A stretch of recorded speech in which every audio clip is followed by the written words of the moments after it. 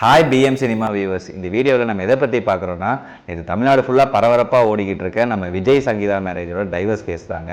நேற்று தெரி movie release ஆகி விஜய் ஃபேன்ஸ்லாம் ரொம்ப சந்தோஷமாக இருந்தாங்க.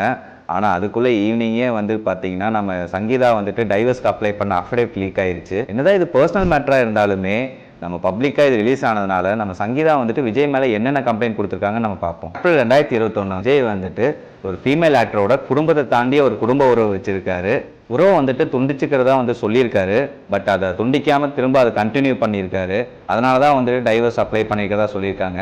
அந்த ஆக்டர் யாருன்னு உங்களுக்கு தெரிஞ்சால் கமெண்ட் பண்ணுங்கள். முன்னாடிலாம் வந்துட்டு சங்கீதாவும் விஜயும் தான் சேர்ந்து வெளிநாடு பயணம் மேற்கொண்டிருக்காங்க. ஆனால் வந்துட்டு அதுக்கு அந்த சம்பவத்துக்கு அப்புறம் அந்த ஆக்டர்ஸோட தான் விஜய் தொடர்ந்து வெளிநாடு பயணம் மேற்கொண்டதாக சொல்லியிருக்காங்க. சோஷியல் மீடியாவில் தைரியமாக ஃபோட்டோவும் போஸ்ட் பண்ணியிருக்காங்க.